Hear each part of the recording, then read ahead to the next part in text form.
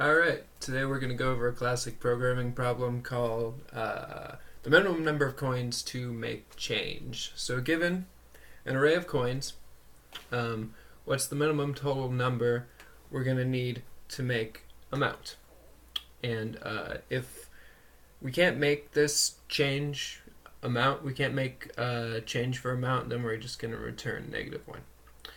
And this is a classic dynamic programming problem.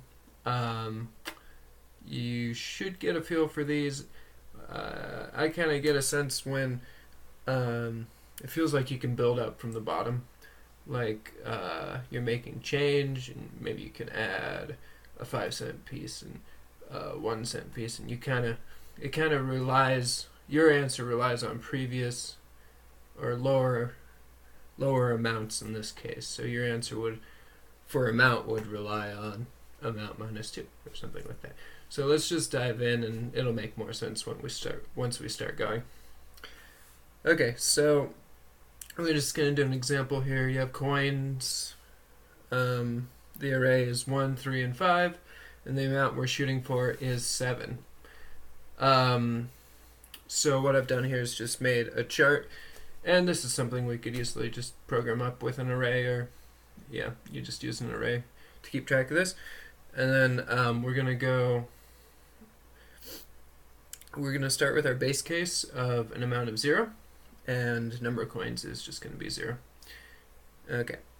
And okay, so for amount 1, how you can get the number of coins for this, I mean, obviously it's going to be 1 because it's the only answer, but how that really comes about is you got to think, how would I get to 1? What are my options? And in this case, there are 3 routes to get to 1. Either you could add a 1-cent coin, a 3-cent coin, or a 5-cent coin. And so we'd have to check what the best of those 3 options are. Those are only 3 options. You can't get to any other way. So if we add 1-cent coin, we're going to look at our amount minus 1 cent.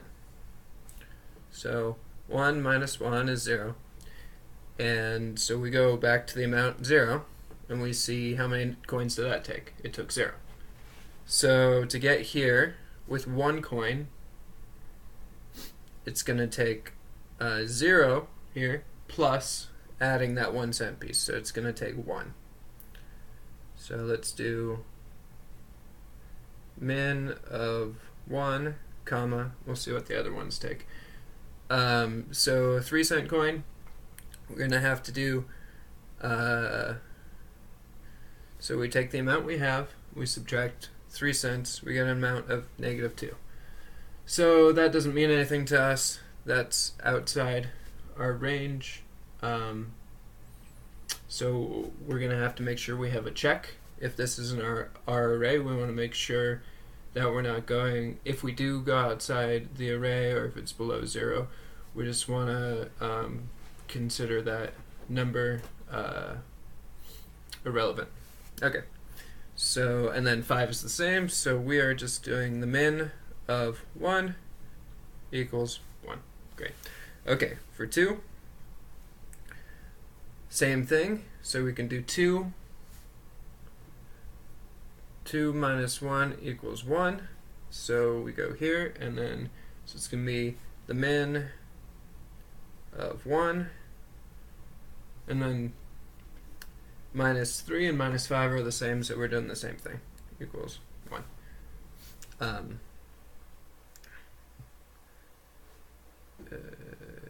Actually, this is 2, because it's 1 plus 1, so min of 2 equals 2. Okay. So 3. Now we look at 3 minus 1 equals 2. And we'll do plus 1 because we're going to add a coin. So it's going to be how many it took to get here, plus 1 to get here, plus your 1-cent piece. Okay? So your options are 3, or now we can use this other one. We can do 3 minus 3, that's within our range. So number of coins it took to get down here is 0. So we're going to have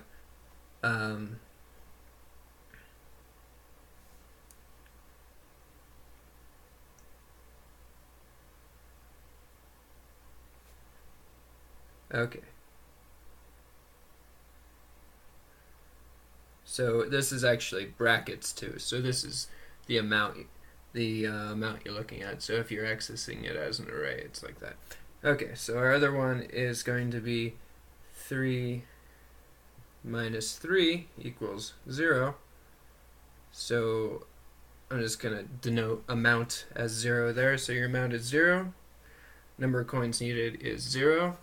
So if we add 1 to that, we get 1. So we're going to have min.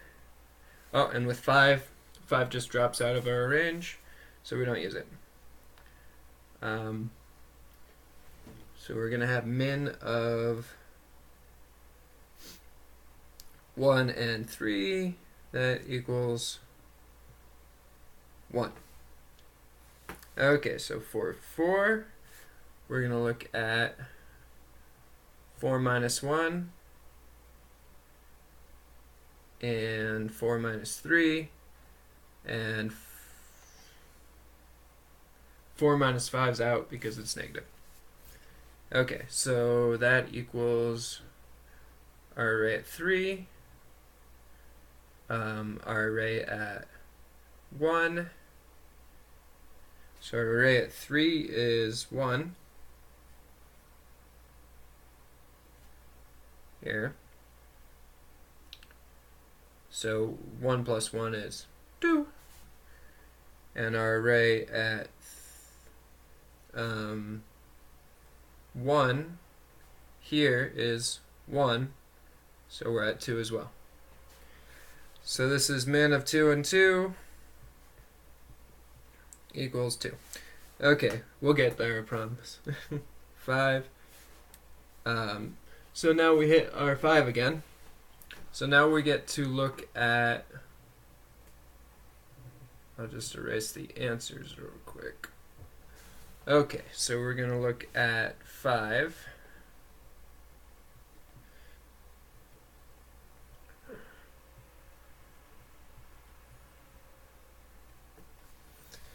Okay, so we're looking at 5 minus 1, which is our array at 4,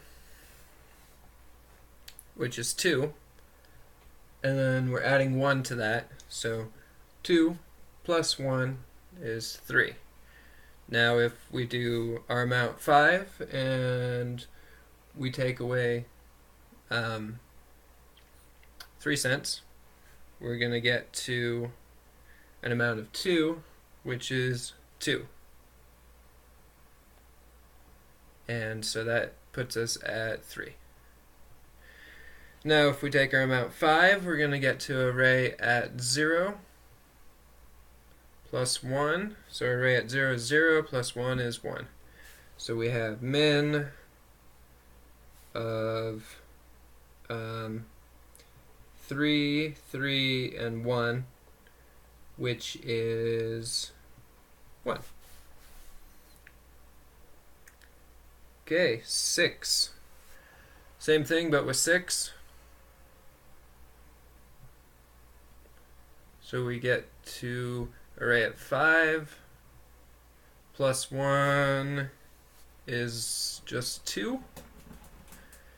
And here we have an array at 3, which is 1 plus 1 is 2. And we have array at 1, which is 1 plus 1 is 2. So that's the min of 2, 2, and 2 equals 2. Okay, and for 7, our last one, that's the amount we're shooting for.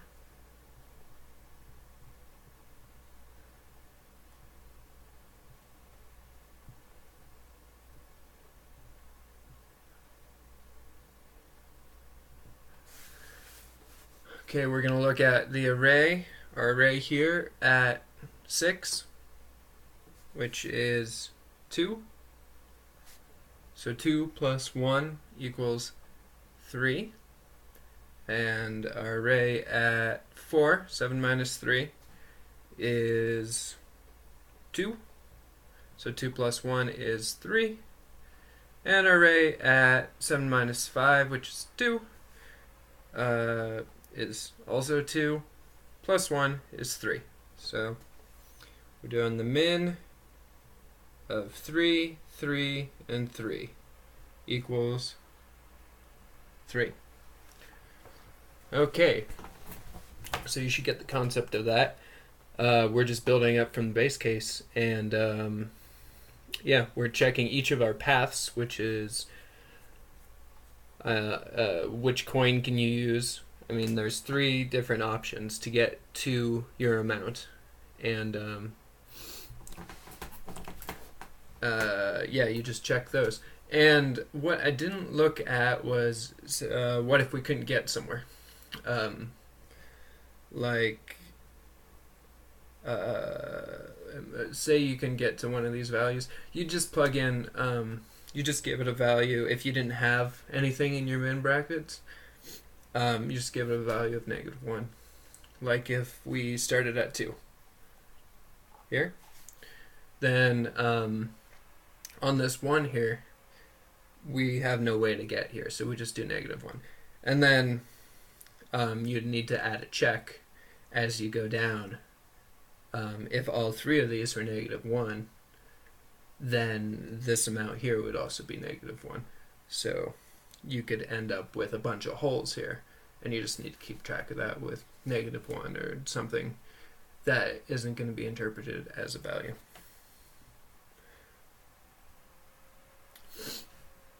All right. That should be it. I'll put the code below. It should. Oh, okay. Real quick, the code for this, if you didn't figure it out already, is so what we're doing is we're just going to iterate from 0 up to the amount. Well, we're going to go from 1 up to the amount, and we're going to have an array called amounts.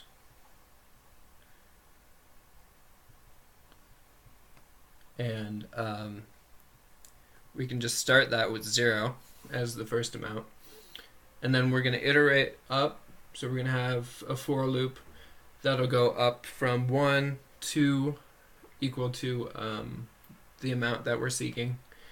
And then within that loop, we're going to have a nested loop that's going to iterate through these coins. And it's going to check if there's an amount, if there's a corresponding amount here for each coin. Sorry, if there's, it's gonna take the minimum of the values obtained from looking at all 3 coins, and plug it in for amounts. And like I said, if it doesn't exist, it'll just be -1.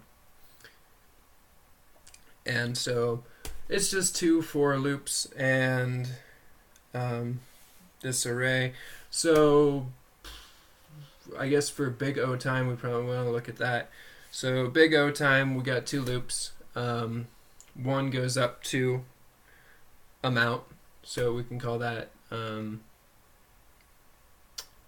we'll just call that amount, and then the other goes through coins. So it's going to be big O of, we can say m times n. Just consider m the number of coins and n the amount.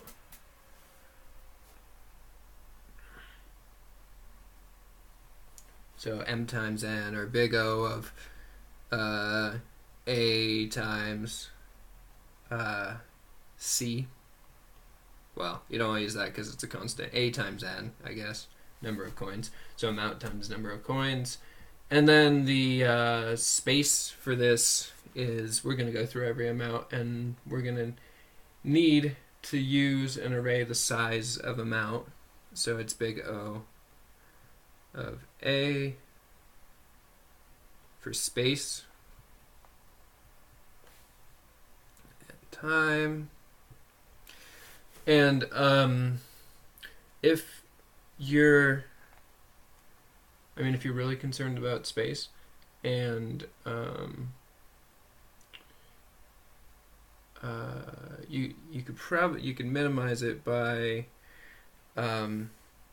slowly deleting parts of your array as you move away from, say your max coin is 5 and we're up here at 1,000,000.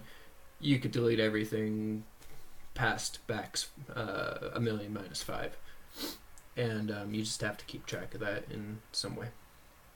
All right, well, thanks for watching.